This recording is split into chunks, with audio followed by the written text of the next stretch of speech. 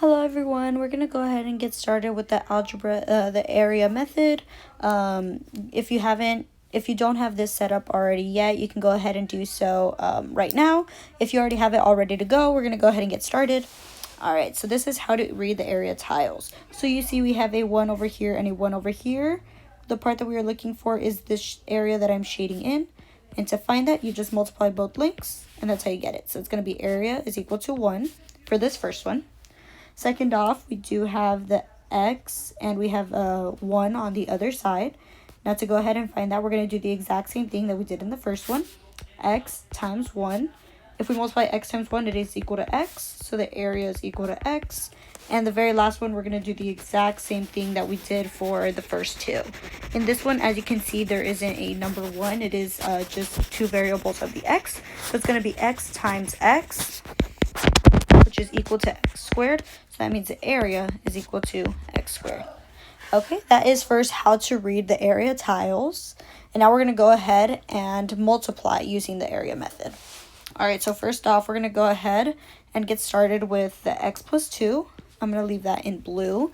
If you don't already have two different colored markers, I would recommend go ahead and grab one now. Or three different colors, just because that's how I'm going to be using it, so I can signify the difference between the three. All right, so we're going to go ahead and start off with the 1x value in a rectangle. And we have a number 2, so that means we're going to go ahead and start off with one little square, signify 1, and another square, signify 1. All right, so this is going to be x, and then it's going to be 1 plus 1 is the 2 squares. And now I'm going to do it in red for x plus 1, which means we have 1x value of a rectangle. And we only have one little square. And just in case you need to remember where it is, this is x plus 1, and this is x plus 2. Alright, so this is where I'm going to go ahead and grab my third colored marker, and so we can go ahead and figure out how to multiply the areas. So now we're going to go ahead and start multiplying each term by each other. So here we have the x times x, which is going to be equal to one rectangle of x squared. We're going to be multiplying 1 times x, which is equal to x. Go ahead and draw that right here. And we have, again, 1 times x, which is x. Now we're going to do the exact same thing for the other side.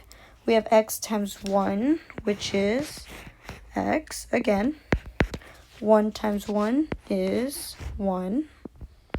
And 1 times 1 again is 1.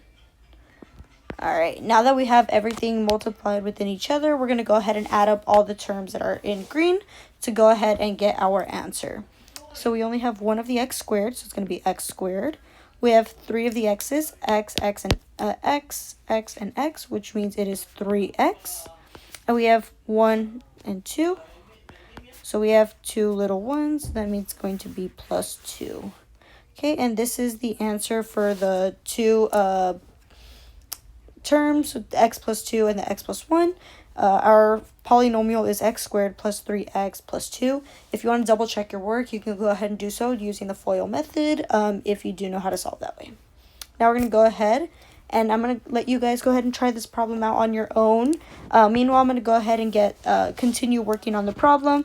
If you want to work on your own and not look at how I'm doing it, that is totally fine, so you can practice.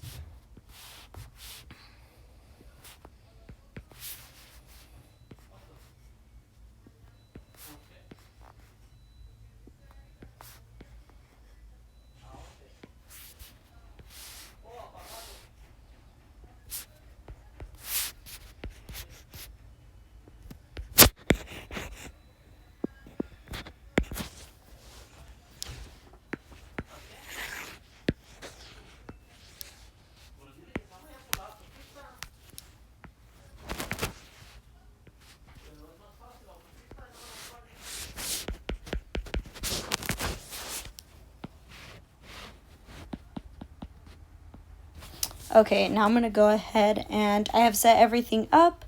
Now I'm going to go ahead and continue solving for the two terms.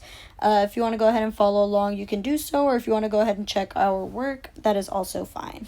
So we're multiplying x times x, which is equal to x squared. We have a 1 times x, which is x.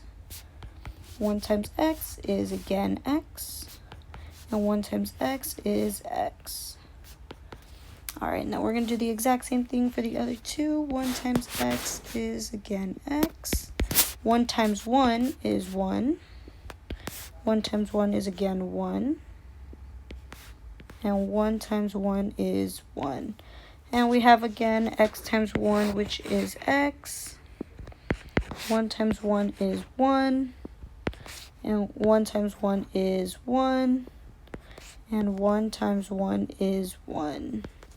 Alright, now that we have everything multiplied out, we're going to go ahead and add everything together. We only have one term of the x squared, so it's just going to be x squared.